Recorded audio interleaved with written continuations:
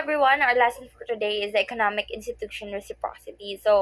Our learning targets in this unit, you should be able to analyze economic organization and its impact on the lives of people in the society. So, we were also going to identify what are the three forms of reciprocity. So, starting out every Christmas season, it is common for the Filipinos to engage in different gift giving activities like Kris Kringle and the usual exchange gift activities during Christmas parties. So, however, no, in many instances, gift giving does not stop there. You may find yourself giving gifts to your closest friends or teachers. At the same time, di ba, nakaka-receive din tayo ng gifts from them. So, the meaning of reciprocity. The reciprocity refers to the voluntary giving or taking of object without the use of money in the hopes that in the future they could be given back. So, reciprocity could take the form of barter, hospitality, gift giving, and sharing. You might not realize it, but people engage in reciprocity most of the time. So, ang simple activities of reciprocity no is when you borrow pen and then and then you will going to return it. It could be categorized as reciprocity. So in societies, no, however, reciprocity means more than just a simple social activity. The aim of engaging in reciprocity is to build and strengthen social relationship as well as acquire more means or favors. So as you may recall from earlier lesson, social relationships are needed to expand personal and cultural development at the macro and micro level. So, gaining more favors through reciprocity contributes to this developmental by allowing people to maximize their options in times of need. So, the very good example of reciprocity is the Filipino culture, which is the utang na loob. This is an act of kindness or favor that is expected to be given in return. For instances, Filipinos who seek help for their acquaintances in accomplishing any specific task, such as looking for a job or securing a personal loan for the family. So, in our country, no, utang na loob is not mandated by any law or legal document. It is, however, part of our unique culture and identified as Filipinos. So there are three forms of reciprocity were identified by anthropologist Marshall Salins. Thus, this form of reciprocity are collectively known as Salins typology. Mr. Marshall Salins, in 1930, he is an American anthropologist best known for his typology on reciprocal exchange, his ethnographic work in the Pacific, and his anthropological theories. His most well-known work is Stone Age Economics.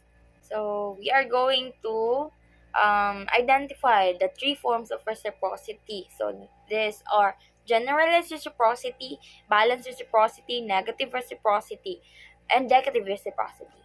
So when we say generalized reciprocity, the main feature of generalized reciprocity is the exchange of goods and services without a definite time frame of when the favor should be returned. So in this form of reciprocity, no, individuals giving out the favors do not expect to receive anything back, such as activities commonly done among small groups or society. A good example of this is your relationship with your families or closest friends. When you are giving food by your parents, no, for instances, syempre, they syempre, hindi naman nila tayo ini-expectan na maghatag sa duog food sa kanila. Parents usually do not ask their children to repay them for what they are given. At the same time, no, children are not obliged or pressured to return the favor as well. So next is the balanced reciprocity. So in balanced reciprocity, exchange occurs between groups or individuals with the donor expecting to receive something of equal or similar value. So when you say balance, no, dapat yun siya equal or karang imong i-give is the similar value. So in this form, no haggling occurs between two parties and the exchange of good occurs at the particular rate set upon by the groups. There is pressure to give back the favors at the same specific point in time. Unlike generalized reciprocity and balanced reciprocity, no, um, it demands timely reciprocation that when favors are not received by the donor, they could refuse to continue giving out the favors. So among groups, the effects of non-compliance could result in gossiping. So refusal to commit to any other transaction force reciprocation or strained relationship. So another example of this balanced reciprocity is when the company and the employees or the employee. So if ang company is mag-ingon sa imuha na kailangan mo mag-overtime, I will give you amount of money, I will give you bonus.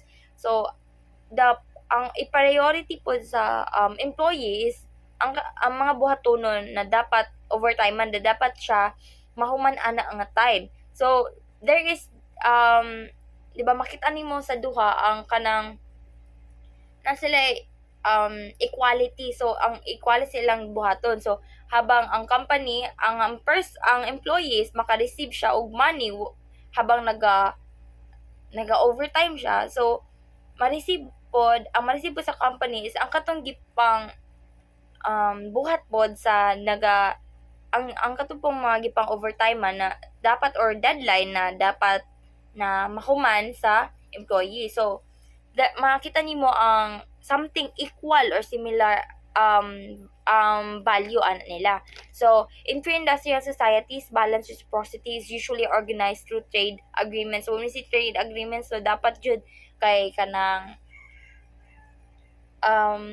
there is an agreement between the two of them. So dapat equal pod or dapat um while mo agreement good kay napagkasunduan sa duha. So this would mean the one member of a group has a designated partner and another whom he or she chooses to trade goods with. The pair is responsible for organizing the terms of their exchange, but no bargaining would still occur. So remember that in generalized reciprocity, donors do not seek out favors in exchange for their deeds. So in balanced reciprocity, equal favors are expected by the donors. No bargaining occurs between donors and receivers. So the last one is the negative reciprocity. When we say negative reciprocity, groups tries to maximize their gains while giving as little as possible. So excuse me. So this form is usually motivated by the desire to acquire a larger number of groups using minimal resources. So negative reciprocity, it is similar to market exchange. Yes, market exchange. So however, in negative reciprocity, no monetary exchange occurs among groups. So wala sila no money involved, parang ganon. So in pre-industrial society, therefore a negative reciprocity is important, especially when groups need to acquire products that are not easily accessible to them. So in common terms, groups could import products that they need from the other groups, and in order to reduce favor, barters, and bargaining occurs. Groups would maximize the resources to gain favorable outcomes and products from their goods. So it is no monetary exchange man. So in pre-industrial society daw, before, so if ang isa ka barangay is wala sila kana ganing if wala sila product or wala sila ing ato nga mga ano si tawag gani, wala sila product, so nagaadto sila laing barangay to para magkuha og ing ato or magkuha og product nga dili accessible sa ilaha. So while ang barangay pod nga wala pod sila, nagakuha pod sila ato nga barangay nga accessible sa ilaha. So makita, so that is negative reciprocity. So in the Torban Islands in New Guinea, an balanced reciprocal exchange called Wasi was formalized. So residents from coastal villages traded fish with yams from residents in lowlands or interior agricultural society. So ayun nga no, makikita nyo dito na nag-trade sila og fish with yams sa mga residents in lowlands or interior agricultural societies, habang ang agricultural societies pod naga